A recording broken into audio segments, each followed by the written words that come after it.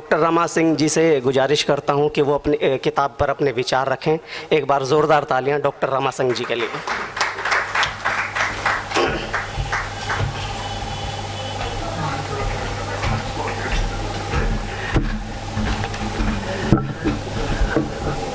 मंच भी समृद्ध है और सामने भी सभी समृद्ध लोग बैठे हैं, सभी साहित्य से जुड़े हुए लोग हैं और बहुत अच्छी बात यहाँ पे सोच का सफ़र के लिए हो रही। मैं सुप्रिया को बधाई देती हूँ, आशीर्वाद भी देती हूँ क्योंकि बहुत बड़ी हूँ, इसे आशीर्वाद दे सकती हूँ। और इसके साथ साथ बहुत गज़लों पे बात हुई, हिंदी उर्दू पे भी बात हुई और जो बात कही गई कि हिंदी उर्दू वास्तव में, क्योंकि मैं हिंदी की प्रोफेसर रही हूँ और मैंने भाषा विज्ञान में यही पढ़ाया है कि हमारे हिंदी भाषा के अंदर शायद 4000 शब्द उर्दू फारसी के हैं। उन उर्दू फारसी के शब्दों को हम उसमें से निकाल ही नहीं सकते। उनके निकालने का मतलब है कि हिंदी मृतप्राय हो जाएगी। इसके साथ साथ पुर्तगाली की शब्द हैं, अंग्रेज़ी की शब्द हैं और इस प्रकार से हमारे हिंदी में आ गए हैं कि उनको हम अलग नहीं कर सकते। अब रही बात गज़ल की। गज़ल के लिए कहा जाता है ये उर्दू की गज़ल, ये हिंदी की गज़ल है, ये पंजाबी की गज़ल है।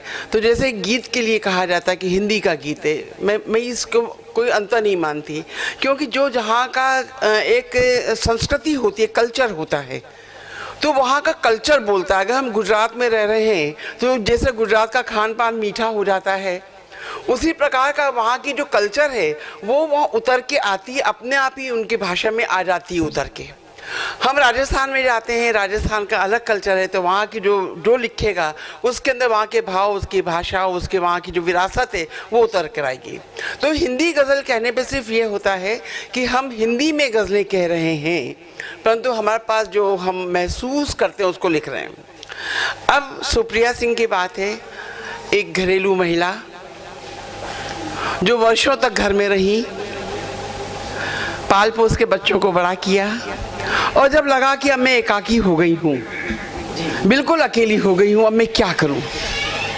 मैं वास्तव में महिलाओं से कहती हूँ एक रुचि अपनी पालिए, एक कोई रुचि पालिए, कोई भी रुचि हो, ड्राइंग की हो, पेंटिंग की हो, संगीत की हो, मूर्ति की हो, कोई भी आप उसको, ताकि आपके बच्चे जब छोड़ के आपको चले जाएं तो आप परेशान ना हो। परंतु क्योंकि मैंने देखा बड़े बड़े लोग जो अभी रिटायर होते, मेरे बाद जो रिटायर हुए हैं, वो बुजुर्ग लगने लगे हैं और मुझे कहते हैं रमा जी आप क्या करती हैं, आप ऐसे कैसे रहती हैं, आपको इतने साल हो गए रिटायर हुए।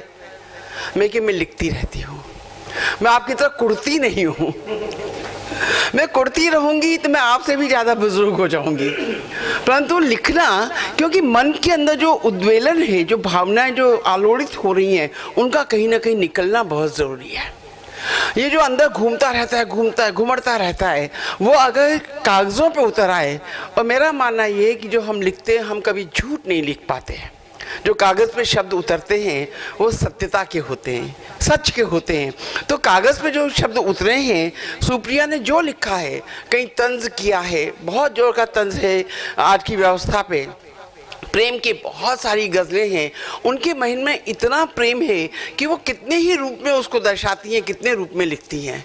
गज़ल कहना इतना आसान नहीं है। गज़ल कहना, मैं तो कहती हूँ जैसे रफूगिरी का काम होता है, बहुत बारीक काम है।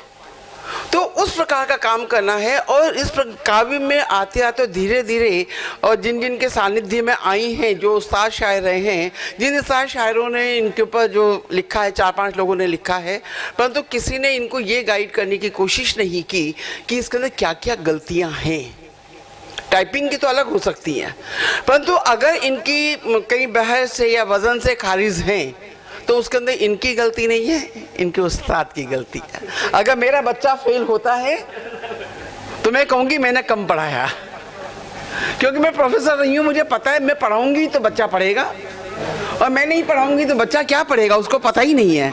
तो जिसको नहीं पता है पहली बार उसकी अगर पुस्तक साया हो रही है, और वो भी गज़लों की पुस्तक, देखिए गीत अलग हैं, फ्री वर्ड्स की कविताएं अलग हैं, परंतु अगर आप गज़लों के अंदर आ रहे हैं तो पूरी पैरामीटर के साथ आना चाहिए, पूरे वज़न के साथ आना चाहिए, पूरे मफ़हूम उसका सही होना चाहिए। उसके जो काफ़ियाँ हैं, कई जगह मैंने देखा है इसके अंदर भी कुछ हैं, कमियाँ हैं, परंतु उसके अंदर मैं फिर कहूँगी कि इसके अंदर इनकी गलती नहीं है, जिन्होंने इसका प्रूफ दिया है या जिन्होंने इनको समझाया है ये गलती उनकी है। हाँ। क्योंकि मैं भी पहले गीत पढ़ा करती थी और सबसे पहले जो मेरे गज़ल संग्रह आया था सीपियाँ एहसास का 1990 में, तो सबने मुझे कहा कि रमा जी आप तो गीत पढ़ती हैं मंच पे और आपका ये गज़ल संग्रह कैसे है। और जब गज़ल संग्रह उन्होंने उठाया तो नीचे पूरे मैंने उसका वो तख्ती करके और उसका कौन कौन सा अरकान, कौन से रुकन, कौन से उर्दू में क्या है, हिंदी में क्या है, ये सब मैंने उसमें दिया। इसका मतलब कि मैंने पूरा समझने के बाद उसको लिखा है, बिना समझे नहीं लिखा है। तो आप जो कुछ देते हैं पूरे परफेक्शन के साथ देंगे। आप किसी शेर पे वाह वाह करते हैं, क्यों करते हैं? अभी यहाँ पे जो सुना के गए हैं, इतने अच्छे अशार सुना के गए, उसके अंदर परफेक्शन है। एक चीज़ को 2, 3, 4, 5 एक बार में नहीं होती कोई गज़ल, उसको बार बार पढ़ना पड़ता है, बार बार पढ़ना पड़ता है, बार बार, तब जाके वो संवरती है। तो गज़ल को संवारना, जुल्फ़ को संवारना बहुत सरल है, गज़ल को संवारना बहुत मुश्किल है। तो सुप्रिया को तो मैं इसलिए साधुवाद देना चाहती हूँ और कुछ गज़लें उनकी बहुत अच्छी, उनमें से एक तो मैं 1-2 को आपको शेर कहती हूँ। देह दुल्हन हुई रूह मगर क्यों बेवा, देह दुल्हन हुई रूह मगर क्यों बेवा, दर्द के दिल के इस दर्द ने शब भर मुझे सोने न दिया। तो इस प्रकार के शेर कहना और बेटियों पे बहुत है, और वो जो औरों को जख्म देते हैं दर्द उनको भी कुछ दिया जाए। क्योंकि एक नारी के अंदर का विद्रोह, क्योंकि हमेशा दर्द पालती है, हमेशा दर्द लेती है। इनकी बहुत सारी इस प्रकार की गज़लें हैं। यहाँ पर 1-2 मैं आपको शेर सुनाना चाहती हूँ जो मुझे अच्छे लगे। पास जो कुछ था डूबा पानी में, फिर भी खुश हूँ जिंदगानी में। पास जो कुछ था डूबा पानी में, फिर भी खुश हूँ जिंदगानी में। और सर से उतरा न लाज का घूंघट, सर से उतरा न लाज का घूंघट, हाँ दुपट्टा नहीं कहानी में। ये एक नई कहन है इनके पास। तो ये जो कह रही हैं अशार, बहुत अच्छे अशार कह रही हैं। 1-2 शेर और मैं आपको बताना चाहती हूँ जो इन्होंने कहे हैं। तो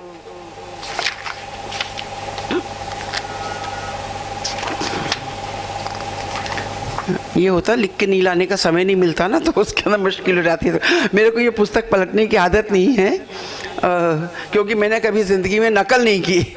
मैंने कभी ज़िंदगी में नकल नहीं की और नकल करने वालों को पकड़ा बहुत है, छोड़ा नहीं है। तो यहाँ पर इन्होंने एक बहुत अच्छी गज़ल कही है, 63 नंबर की गज़ल है। बचपना मेरा गुजरा इसी घर में है, मैं भी बेटी हूँ कोई पहेली नहीं, नाज से मैं इसी घर में पाली गई, तुम बताओ कहाँ पे मैं खेली नहीं। एक याद है, अपनी स्मृतियाँ हैं इसके अंदर, और आते हैं घर वो यादों में छाने लगे, दुख मिटाने को नज़दीक आने लगे, आने से तेरे खुश हूँ पिता ने कहा, माँ ने हंस के कहा तुम अकेली नहीं। और जगह जगह माँ के ऊपर इनके बड़े अच्छे अशार हैं जो इन्होंने कहे हैं। क्योंकि बेटियां जब घर छोड़ के आ जाती हैं तो उनको बहुत बार बार उनका मायका, उनका घर याद आता है। एक जगह वो कहती हैं, अब यकीन खुद पर बहुत करने लगी हूँ, अब यकीन खुद पर बहुत करने लगी हूँ, सिर्फ अपने दिल की ही सुनने लगी हूँ। जब व्यक्ति दिल की सुनता है तो सही राह पे चलता है, और दिल तो दिल है, कभी गलत नहीं कहता। लोग उसको गलत बता देते हैं कि ये गलत है, क्योंकि दृष्टि अपनी अपनी है, परंतु दिल की बात सुनने वाला जो गज़लकार है वो कभी गलत नहीं होता। और इन्होंने इसी प्रकार से तंज किया है। एक जगह है 69 इनकी गज़ल नंबर है, उसके अंदर बहुत अच्छा तंज किया, आज के संदर्भ में है वो। पश्चिम पोशाक वाले सिद्ध ज्ञानी हैं सभी, पश्चिम पोशाक वाले सिद्ध ज्ञानी हैं सभी, वेद गीता उपनिषद सारे पुराने हो गए। मतलब पश्चिम पोशाक वाले जो है, हम पश्चिम की ओर देख रहे हैं, और हमारे देश के जो वेद गीता उपनिषद हैं उन सबको हमने छोड़ दिया, और ज़िंदगी मोबाइल का कीबोर्ड बनकर रह गई, ज़िंदगी मोबाइल का कीबोर्ड बनकर रह गई, कैद होकर सोचते हैं दिन सुहाने हो गए। तो इस प्रकार की कहन वाली हमारी सुप्रिया सिंह हैं। बहुत अच्छे अशार हैं, आप इनको पढ़ेंगे।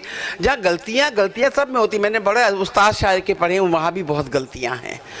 क्योंकि आप जब लिखते एक रो में आप बहते चले जाते हैं, लिखते चले जाते हैं, तो गलतियां होना स्वाभाविक है, मनुष्य है, गलती तो होती ही है। परंतु अच्छाई छांटने की कोशिश कीजिए, इसमें अच्छे अशार छांटने की कोशिश कीजिए। और बहुत अच्छे अच्छे अशार कहे हैं सुप्रिया ने, और मैं इनको बहुत बहुत बधाई देती हूँ। और मैं कहती हूँ कि अगला जब तर्जुमा आए या आपका जो साया हो अगली पुस्तक, तो आप अपने गुरुजी को पहले के गुरुजी, अब की इसमें एक भी गलती नहीं होनी चाहिए, पकड़ के रखिएगा और तब इसको छपाइएगा। बहुत बहुत साधुवाद। बहुत